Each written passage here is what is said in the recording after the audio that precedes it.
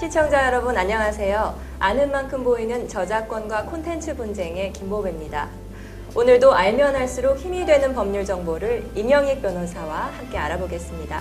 변호사님 안녕하세요. 네, 안녕하세요. 네. 지난번 깜짝 퀴즈의 정답을 알아볼 시간인데요.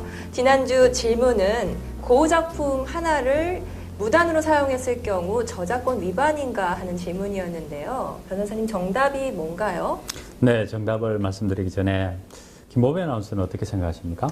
제가 보기엔 위반인 것 같은데요. 위반요? 네. 그럼 위반이라 합시다. 그러면은 고호가 어느 나라 사람인 줄 아세요? 네덜란드 아닌가요? 네, 그러면은 다른 질문 제가 하나 드려볼게요. 네. 그럼 위반이면은 고 작품 쓸 때 누구의 허락을 받아야 될까요? 그럼? 글쎄요. 네덜란드 국가인가? 아니면 고흐 미술재단인가요? 네. 그러면 제가 정답을 말씀드리기 전에 출동 현장 퀴즈를 통해서 시민들의 의견도 한번 알아보죠. 네, 알겠습니다.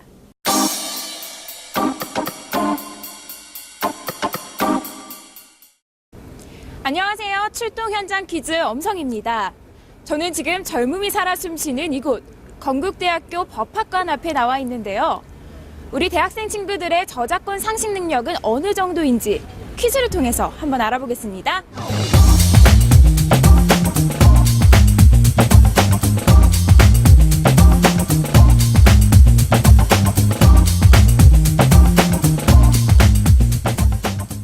네, 안녕하세요. 안녕하세요. 방금 위반이 아니다 쪽에 스티커를 붙여주신 것 같은데요. 네. 왜 저작권법 위반이 아니라고 생각하시나요?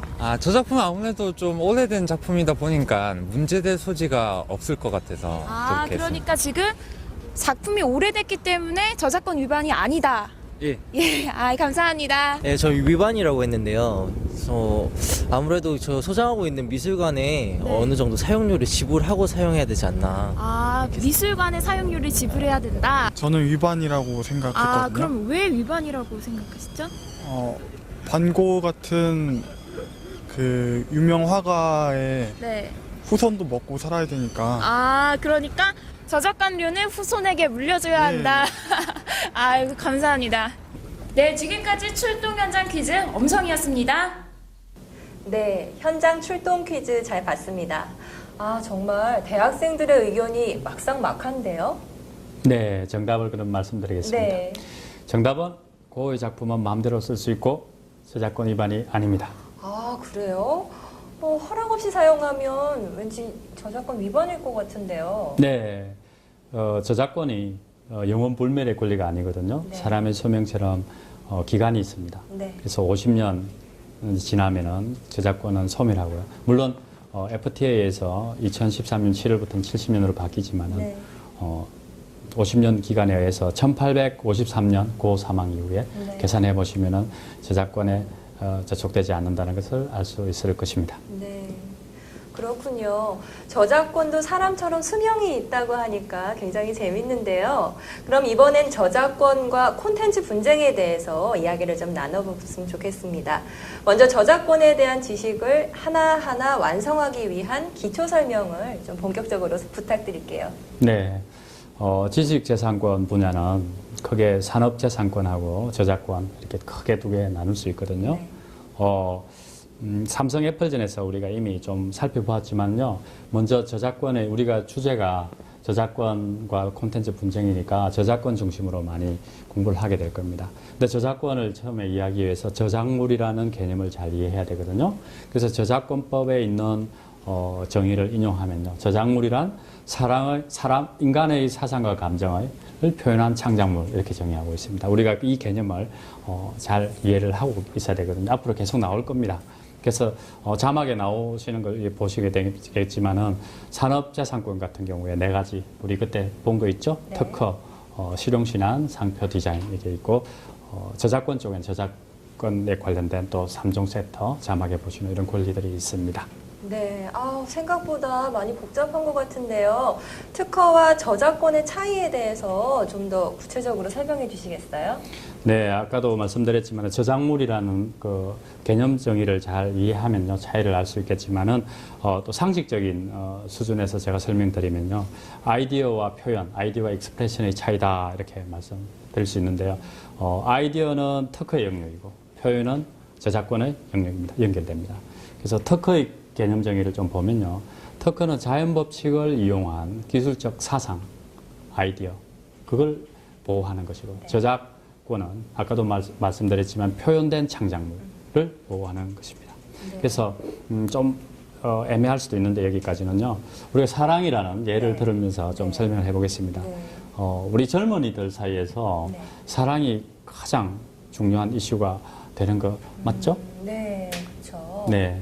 그래서 사랑이라는 비유를 들어서 제가 설명드리면은 저작권을 좀 이해할 수 있을 것인데 여기서 제가 고백을 하나 해야 되겠습니다. 제가 김보배 아나운서 사랑하는 거 아세요? 네? 왜 말도 안 되는 말씀이세요? 무슨 말씀하세요 여기서? 아 정말 모르세요? 에 말도 안 돼요. 말을 하신 적이 있어야지 그런 걸 알죠. 아 제 마음을 정말 몰랐단 말입니까? 그런 걸 표현을 하셔야지 어떻게 알아요 제가? 표현요? 네. 바로 그겁니다. 표현. 저작권은 표현해야 된다. 그래서 처음에 이 부분이 약간 어려울 수가 있거든요. 근데 일단 개념 정의할 때 특허는 아이디어. 그다음에 사랑을 생각하시면 됩니다. 표현된 것, 그건 저작권 세계에 연결되는 것입니다. 네, 그럼 근데 그 고백은 정말인 건가요? 고백요? 무슨 고백요? 방송 사고인 줄 알았잖아요. 네, 그럴 리가 있네요. 자, 이어서 계속 하겠습니다. 네, 그래서 표현된 사랑에 대해서 우리가 제가 설명을 드렸는데 러브레터를 제가 예를 들어볼게요. 제가 만약에 보배 씨를 사랑한다 해도 표현 안 하면 모른다 그랬잖아요. 그럼 러브레터라는 형식을 통해서 제가 표현했다. 그때부터 사랑인 겁니다. 드디어 저작권 세계에 들어온 거죠. 그러면은 이제 약간 무리한 비유인데 사랑을 개념 아이디어로 보면은 표현된 러브레터가 저작권의 영역에 들어오고 드디어 저작물이 탄생했다라고 볼 수가 있겠습니다. 또 다른 예를 또 들어볼까요? 아이디어 표현 이분법에서는 여러 가지 예를 들어서 우리가 비유를 해보면 쉬울 수 있는데요. 아까 러브레터 이것도 이야기해 조금 무리입니다. 그거는 또 다른 제가 예를 들어볼게요. 이런 스토리라인이 있습니다. 한 젊은이가 아주 가난하고 비루한 환경에서 태어났습니다. 근데 굉장히 머리가 뛰어나고 스마트한 친구입니다. 그러나 자기의 꿈이 있었어요. 그 꿈을 향해서 달리다가 어떤 운명적인 상황이 닥쳐서 자기 꿈을 접고 돈을 벌어야 되는 이 경제 활동을 해야 되는 이 잔인한 사바 세계에 들어왔습니다. 그러나 그 친구가 각고의 노력을 통해서 새로운 기법과 새로운 경제적 비즈니스를 개발해서 어마어마한 가부가 되었습니다. 이 스토리라인 어떤 건지 아시겠습니까? 이거 어디서 많이 들어본 내용인데요. 이거 드라마 예전에 했던 드라마 상도 아닌가요? 상도? 네. 네, 상도일 수도 있겠네요. 근데 사실은 이 스토리라인은 제가 뭘 염두에 두고 말씀드렸냐 하면요. 저번에 일전에 SBS 박신양 씨가 주연한 쩐의 전쟁. 이 스토리라인이죠. 쩐의 전쟁도 이 스토리였군요. 네네네. 그래서 요 두 예를 그럼 들어볼게요. 한 아이디어 스토리라인, 가난한 청년이 부자가 되었다. 그래서 제가 살을 좀 붙였지만은 그게 하나의 프레임이 아이디어라고 보면요. 벌써 이야기가 표현된 이야기가 두 가지로 나오잖아요. 상도, 쩐의 전쟁. 그래서 그렇게 생각하시면은 아이디어와 표현의 세계가 어떻게 갈라지고 달라지는지 조금 이해하실 수 있을 겁니다. 네, 그렇군요. 그렇게 말씀을 해주시니까 귀에 쏙쏙 들어오는데요.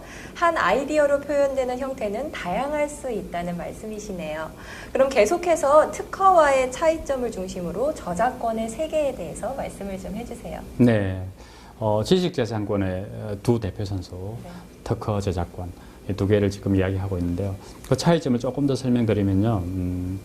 특허 제도 쪽은 반드시 등록을 해야 됩니다. 그래서 특허 우리가 발명했다 그러면 어디에 등록을 하고 특허권을 따냈다 이렇게 말하는 거지 발명했다 그래서 자기가 권리자가 되는 것은 아니고 그런데 놀랍게도 저작권은 저작물이 탄생하는 순간 바로 저작권이 생깁니다. 등록하고는 전혀 상관없습니다. 그리고 또 특허 제도하고 차이를 또 설명드리면요. 특허 제도에 없는 게 저작권에는 저작 인격권이라는 게 있거든요. 그게 좀 특이한 제도인데 원래 저작권이나 특허나 하는 권리는 네. 경제적 관점에서 등장했던 거거든요.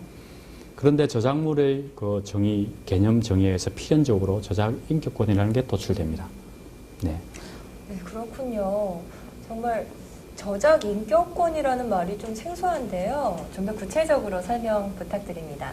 네, 저작 인격권에는 공표권, 네. 성명 표시권, 동일성 유지권 이 3종 세트가 항상 따라다니거든요. 네. 아까 좀 전에 사랑과 러브레터 이야기 했지 않습니까? 네. 요 비유를 다시 들면서 말씀드리겠습니다. 네. 아까 러브레터를 써놨는데 네. 홍길동이가 네. 자기 사랑하는 연인을 위해서 써놨는데 부끄러워서 그냥 숨겨두고 있었어요. 네.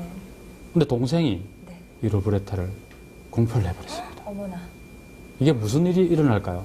홍길동 입장에서는 네. 엄청나게 충격적이죠. 그렇죠. 그냥 자기가 사랑의 표현을 그래 적었을 뿐인데 동생이 마음대로 공표를 해버렸습니다. 어머. 그 다음에 거기까지 좋아요. 네. 공표를 할 때 동생놈이 홍길동이라 안 하고 네. 김길동이라고 밝히면서 공표를 해버렸습니다. 아이고. 정말 충격적이죠. 네. 이때부터는 멘붕에 빠지는 겁니다. 거기다가 네. 자기 형을 위해서 김길동이 동생이 또 어떻게 표현을 했느냐면 네. 이름까지 바꾼데 한술 더 떠서 네. 사랑은 기쁨의 샘물 네. 이라는 내용을 네. 사랑은 눈물의 씨앗 이렇게 또 바꿔버렸습니다. 어머, 말도 안 돼요. 세상에. 그렇죠. 어떡해요. 그럼 누가 어떻게 되겠습니까? 그걸 최초로 적었던 홍길동이가 멘붕에 빠지겠죠. 네. 인격적 타격을 입은 겁니다. 아, 알겠죠? 네. 저작권이 이런 겁니다. 그래서 타격을 입었기 때문에 우리가 네. 인격에 상처를 입었다 이렇게 말하잖아요.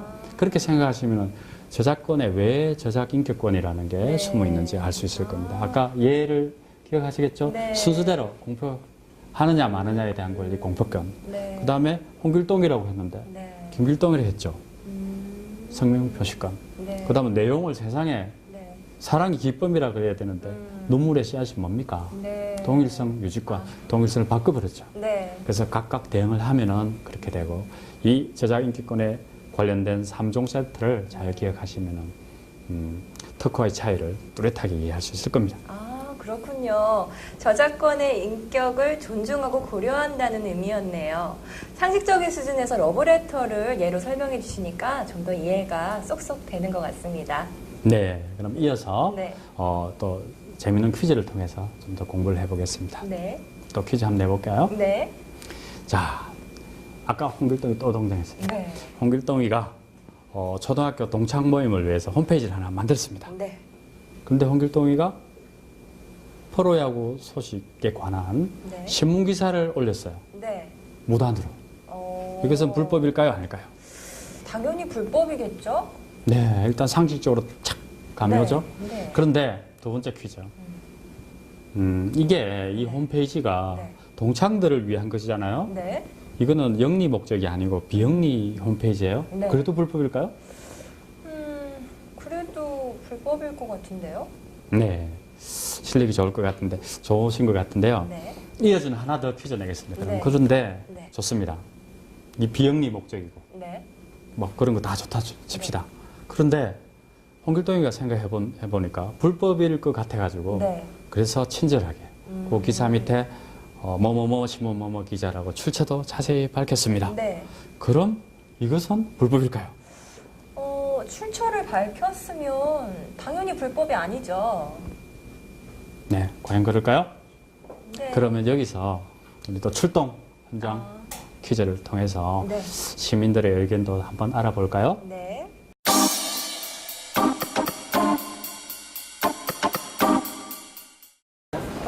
안녕하세요. 출동 현장 퀴즈 엄성입니다.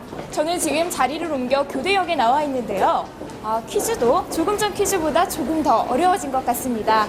그렇다면 시민들의 저작권 지식은 어느 정도인지 한번 알아보도록 하겠습니다.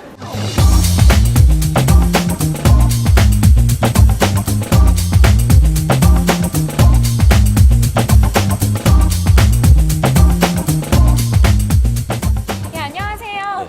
방금 개인 홈페이지에 출처를 밝히고 포스팅을 했음에도 불구하고 위반이라고 대답해 주셨는데요. 왜 위반이라고 생각하십니까?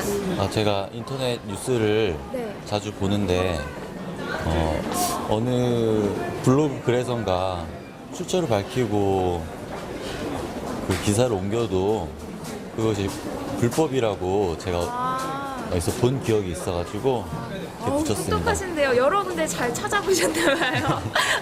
얘기해주셔서 감사합니다. 감사합니다. 네, 안녕하세요. 방금 포스팅을 할 때 위반이 아니라고 말씀하셨는데 왜 그렇게 생각하시나요? 보통 막 과제나 리포트 같은 걸 작성할 때도 대학교에서 네. 출처를 밝히면 그 위반이 아니라고. 아, 그러면은 출처를 밝히게 되면 그건 위반이 아니다. 네. 맞죠? 아, 네. 감사합니다. 네, 안녕하세요. 방금 저작권을 게시하면은 위반이 아니라고 말씀하셨는데 네. 왜 그게 위반이 아니라고 생각하시나요? 타인의 지식으로 만드는 권리를 네. 그 사람의 권리를 보호하기 위해서 그 출처를 밝히면, 그러니까 그 근거를 올리면 무단 도용하는 것이 아니기 때문에 위반이 아니라고 생각합니다. 아, 예, 그러니까 누가 쓴 글인지만 밝히면은 무단 도용이 아니기 때문에 괜찮다. 네. 아, 네, 감사합니다. 네, 지금까지 교대역에서 출동 현장 퀴즈 엄성이었습니다. 네, 현장 화면 잘 봤습니다. 시민들은 출처를 밝히면 불법이 아니라고 생각하는군요. 정답은 뭔가요, 변호사님? 네, 정답은 놀랍게도 불법입니다. 그래요? 네, 이 문제는 많은 분들이 틀린 것 같은데 기사 한두 개 그냥 올려도 된다고 생각하는데 모두 불법입니다. 네. 저작권법 아리송하죠? 네. 약간 상식하고 안 맞는 부분도 있어요. 네. 상식과 법률 사이 왔다 갔다 하는 겁니다. 네, 그래서 평소에 저도 신문기사 한두 개 정도 그냥 블로그나 홈페이지에 올리곤 했는데 그게 불법이라고 하니까 이상하네요. 네, 일종의 착시 현상입니다. 보통 잘 모르시는 분들은 그런 경우에 적법하다고 생각하는데 어떤 말들이 있느냐 하면요. 사실의 전달에 불과한 기사는 저작권의 보호를 받지 않는다라는 말이 있거든요. 네. 그래서 그것 때문에 아마도 많은 사람들이 그렇게 생각하는 것 같은데 사실의 전달에 관한 기사는 네. 그런 신문 프로야구 기사 그런 게 아니고요. 아주 사실적이고 짧은 네. 예를 들어서 뭐 뭘 며칠 프로야구가 한다 아니면 인사이동 네. 뭐 특히 주식 시세 같은 거 있잖아요. 그냥 정말 사실에 전달하는 네. 그 외에는 거의 다 신문 기사는 말이죠. 기사의 땀과 노력이 다 가미된 재미적인 요소가 있는 그런 기사거든요. 다 저작물입니다. 그래서 함부로 올리면 안 되는 거죠. 네, 그렇군요. 저작권 퀴즈를 통해서 우리 유익한 정보 얻게 됐는데요. 문제가 많이 어려웠나 봐요. 정답률이 많이 떨어지는데요. 우리가 착각하기 쉬운 거니까 앞으로도 잘 기억해 주셨으면 좋겠습니다. 블로그나 홈페이지에 기사를 올릴 때는 꼭 잘 알아보시고 올리셨으면 좋겠습니다. 그럼 앞으로 어떤 식으로 이것 공부를 해나가야 좋을지 말씀을 좀 해주셨으면 좋겠습니다. 네. 우리가 벌써 삼성, 애플 대전을 통해서 조금씩 배워 나와 있는데 네. 지금 우리 주제가 저작권과 콘텐츠 분쟁에 관한 거잖아요. 네. 그래서 일단 개념적으로 아웃라인을 이해하시고 차근차근 정리해 나가시면 될 것 같습니다. 너무 한 번에 다 이해하려고 하시지 말고 저작물이 일단 무엇인지 개념을 잘 정리하고 그렇게 이해하고 나가면 될 것 같고요. 네. 덧붙여서 말씀드리면은 콘텐츠 산업이라는 게 이제 드디어 21세기 우리나라의 중심 산업이 되고 있지 않습니까? 그래서 한류 열풍도 지금 불고 있고 K-팝부터 시작해가지고 영화, 드라마, 애니메이션 이런 부분이 엄청난 급속도로 커지고 있는데 이런 글로벌 비즈니스의 이면에는 그와 똑같이 법적 분쟁도 따라 커지고 있는 거거든요. 약간 빙산처럼 빙산 물 밑에 들어있는 부분이 따라 커지듯이 그래서 우리는 그 물 밑에 있는 그 법적 분쟁의 영역을 잘 이해해야 됩니다. 단순히 콘텐츠를 개발해서 잘 유통하고 판매하고 그게 다가 아니고 물 밑에 숨어 있는 그 얼음 빙산을 조심해야 됩니다. 항상 콘텐츠 저작물이 나오면은 물밑을 조심하라. 네. 그런 교훈을 우리가 잘 새겨야 될 것입니다. 네, 잘 알겠습니다. 오늘 지식재산권에 관해서 변호사님과 함께 이야기 나누어 보았는데요. 퀴즈도 풀어보고 시민들의 실력도 알아보는 재미있는 시간이었던 것 같습니다. 시청자 여러분도 많은 도움 되셨나요? 마지막으로 전문가와 함께하는 콘텐츠 분쟁 이야기 코너입니다. 콘텐츠 관련 업무를 하시는 분들이 가장 궁금해하시는 질문과 사례를 보면서 전문가의 명쾌한 설명을 들어보도록 하겠습니다. 오늘의 질문은 만화, 음악, 영화 등 콘텐츠 서비스를 하는 포털 사업을 기획하는 사람입니다. 이용자 요금을 책정하고 콘텐츠 제공 서비스를 하면서 미리 법적 분쟁을 방지하고 싶은데 관련 법률에 대해서 알려주세요 라는 질문을 올려주셨는데요. 조금은 어려운 것 같은데요. 한국콘텐츠진흥원 박규련 박사님의 설명을 들어보도록 할까요? 안녕하세요. 한국콘텐츠진흥원 콘텐츠분쟁조정위원회 사무국의 박규련 박사입니다. 콘텐츠 거래는 기존의 상품 거래하고는 조금 달라서 여러 가지 법령을 무엇을 봐야 될지 모르겠는 경우가 많은데요.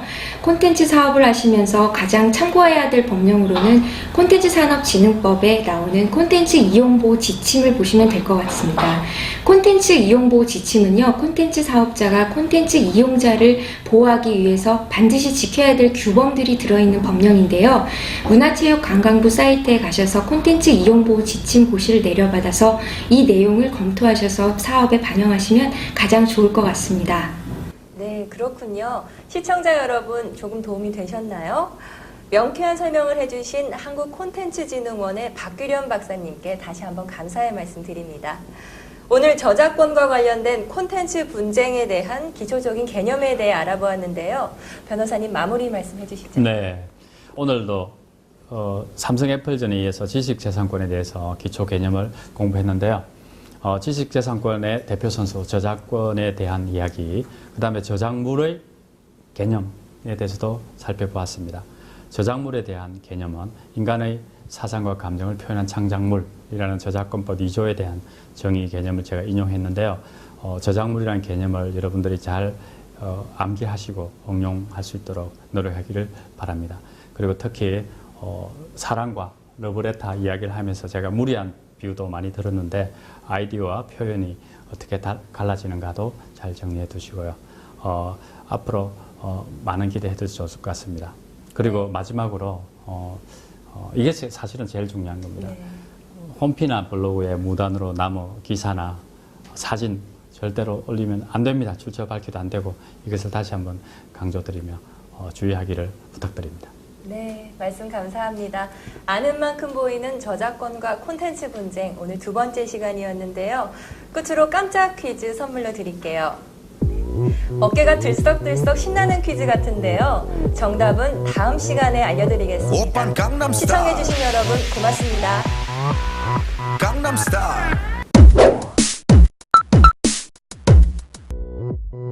춤에도 저작권이 있을까요? 오빤 강남스타일